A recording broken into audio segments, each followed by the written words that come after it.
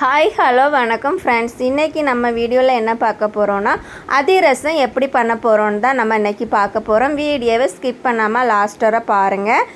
இதுக்கு தேவையான பொருட்கள் எவ்வளவு சேர்த்த அதிரசம் வந்து உதிர்ந்து போகாமல் இருக்கும்னு நம்ம வீடியோவில் பார்க்கலாம். 2 கிலோ வந்து பச்சரிசி மாவு கடையிலேருந்து நான் வாங்கி தான் நான் செய்கிறேன். இல்லைனா நீங்கள் ரேஷன் கடையில் கிடச்சினாலும் அதை யூஸ் பண்ணிக்கலாம்.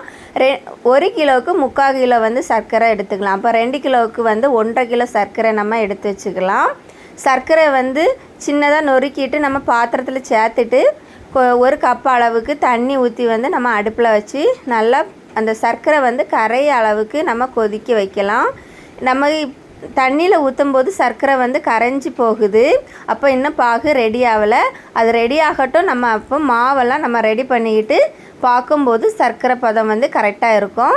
எந்த அளவில் சர்க்கரை அளவு எடுக்கணும்னு நம்ம மாவு விரவி வச்சதுக்கப்புறம் நான் உங்கள்கிட்ட சொல்கிறேன்.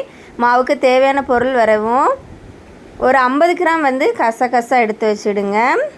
அதுக்கப்புறம் வந்து சுக்கு ஏலக்காய் வந்து வாசனைக்காக நல்லா பொடி பண்ணி வச்சுடுங்க. இது கூட வந்து ஒரு கைப்பிடி அளவுக்கு எள்ளு சேர்த்துடுங்க. டால்டா வந்து ஒரு 2 பாக்கெட்டு டால்டாவும் சேர்த்துக்கலாம், நெய்யும் சேர்த்துக்கலாம். ஆனால் நான் இன்றைக்கி வந்து டால்டா சேர்த்துருக்கேன். அப்புறமா வந்து இனிப்பு வந்து ஸ்வீட் செய்யும்போது ஒரு பிஞ்சு அளவுக்கு உப்பு சேர்த்துக்கணும். அப்போ தான் வந்து இனிப்பு சுவை வந்து நல்லாயிருக்கும். ஒரு பிஞ்சு உப்பு சேர்த்துருக்கேன். நெக்ஸ்ட்டு வந்து எல்லா மாவையும் நம்ம ஈவனாக எல்லா பொருளும் பட மாதிரி நம்ம விரவிக்கிடலாம். மாவு விரவியாச்சு பாருங்கள். பாவு பதம் இந்த அளவுக்கு இருக்கணும். தண்ணியில் ஊற்றின போது கரையாமல் இருந்துச்சுல அந்த அளவுக்கு இருக்கணும். இதில் வந்து தூசி மண் ஏதாவது இருக்கோனால வந்து ஒரு அரிப்பில் வந்து நம்ம வடிகட்டி எடுத்துக்கலாம்.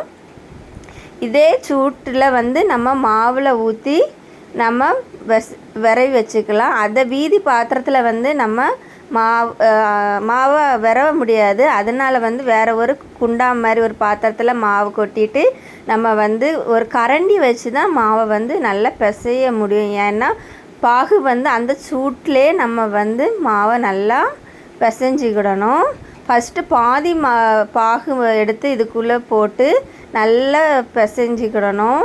அப்புறமா வந்து கொஞ்சம் கொஞ்சமாக மாவை போட்டு கட்டி பராமல் நம்ம பிசைஞ்சு எடுத்துக்கலாம். பாருங்கள், இந்த அளவுக்கு மாவு இருக்குது பாருங்கள்.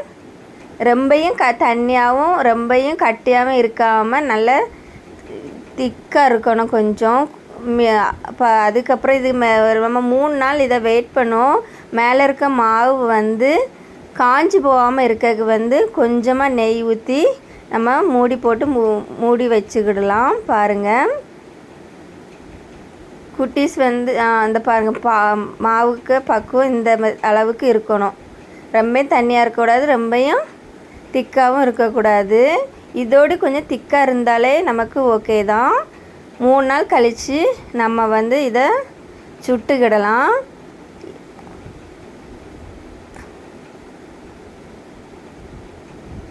மாவு அப்போ தான் நல்லா பக்குவமாக செட்டாகி இருக்கும். ஒரு பாத்திரத்தில் ஆயில் நம்ம எடுத்து வச்சுட்டு அதிரசம் ஷேப்பில் வந்து நம்ம கொஞ்சமாக மாவு உருட்டி நடுசில் ஒரு ஹோல் போட்டு நம்ம வேக வச்சு எடுத்துக்கலாம். தீயை வந்து நம்ம மீடியமாக வச்சுக்கணும். ஹை லெவலில் தீயை வச்சோன்னா இந்த மாவு வந்து கரிஞ்சி போயிடும் பார்த்துடுங்க. அதனால் நம்ம வந்து ஒரு 2-3 வந்து உருட்டி ஒரு பாத்திரத்தில் வச்சு 4-5 போட்டு ஒரே ஷேப்பில் வந்து வேக வச்சு ஒன்றா பிரட்டி போடும்போது மாவு ஒட்டிடும். அதனால் நீங்கள் வந்து ஒரு பிளேட்டில் வந்து ஒரு 4-5 வந்து அதிரசம் ஷேப்பில் வந்து நம்ம வேக வச்சு உருட்டி வச்சோன்னா நம்ம வந்து இந்த அளவுக்கு பொன்னிறமாக வெந்து வந்ததுக்கு அப்புறம் வந்து நம்ம ஒரு வேறு பாத்திரத்தில் மாற்றிக்கலாம். பாருங்கள் ஃப்ரெண்ட்ஸ், வீடியோ பிடிச்சுன்னா லைக் பண்ணுங்கள், சேனலுக்கு சப்போர்ட் பண்ணுங்கள்.